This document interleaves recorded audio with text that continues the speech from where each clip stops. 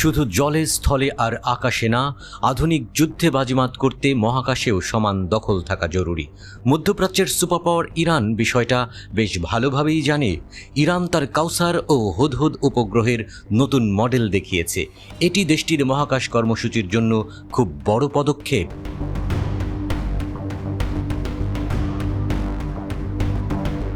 এই প্রদর্শনী অনুষ্ঠানে বেসরকারি প্রতিষ্ঠানের অনেক গুরুত্বপূর্ণ ব্যক্তি উপস্থিত ছিলেন।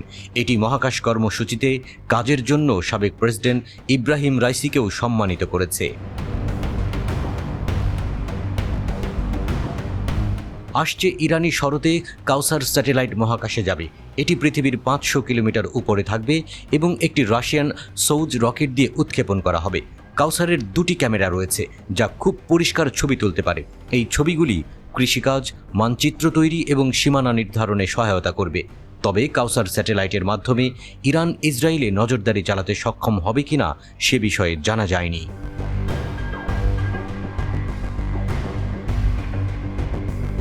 চলতি বছরের শুরুতে ফেব্রুয়ারিতে ইরান পার্স 1 নামে আরেকটি স্যাটেলাইট মহাকাশে পাঠায়। এটিও রাশিয়ার একটি সৌজ রকেট দিয়ে উৎক্ষেপণ করা হয়েছিল। ইরান আরও 3টি ছোট উপগ্রহ মহাকাশে পাঠিয়েছে। যদিও ইরান পশ্চিমা দেশগুলির নিষেধাজ্ঞার সম্মুখীন হয়েছে, তবুও তেহরান মহাকাশ কর্মসূচিতে অগ্রগতি অব্যাহত রেখেছে। ইরান এখন বিশ্বের শীর্ষ 10টি দেশের মধ্যে একটি যারা স্যাটেলাইট তৈরি এবং উৎক্ষেপণ করতে পারে। কাউসার এবং হুদহুদ স্যাটেলাইট প্রমাণ করে যে ইরান তার মহাকাশ কর্মসূচি বাড়ানোর বিষয়ে গুরুতর এবং বিশ্বকে বিজ্ঞান ও প্রযুক্তিতে তার দক্ষতা দেখিয়ে চলেছে। গত জানুয়ারিতে গাজায় হামাস ইসরায়েল চলমান যুদ্ধের উত্তেজনার মধ্যেই সফলভাবে একটি স্যাটেলাইট উৎক্ষেপণের ঘোষণা দিয়েছে ইরান।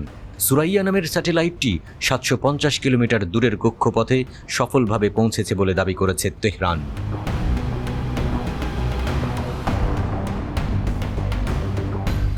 ইরানি যে কোনো স্যাটেলাইটের সর্বোচ্চ উচ্চতায় যাওয়ার নতুন রেকর্ড ছিল এটি। বিষয়টি ইরানের ব্যালিস্টিক ক্ষেপণাস্ত্র ও পারমাণবিক আকাঙ্ক্ষা নিয়ে ইসরায়েল ও যুক্তরাষ্ট্রের মধ্যে নতুন উদ্বেগ তৈরি করবে বলে ধারণা করেছিলেন বিশ্লেষকরা। অনেক আগে থেকেই ইরান বলে আসছে, ব্যালিস্টিক ক্ষেপণাস্ত্র পরীক্ষা আড়াল করতে তারা কোনো মহাকাশ প্রোগ্রাম চালাচ্ছে না। মধ্যপ্রাচ্যে ইরানেরই সবচেয়ে বেশি ক্ষেপণাস্ত্র কর্মকাণ্ড বা মিসাইল প্রোগ্রাম রয়েছে। যুক্তরাষ্ট্র ও দেশটির পশ্চিমা মিত্ররা ইরানের মহাকাশ অভিযান নিয়ে উদ্বেগ প্রকাশ করেছে।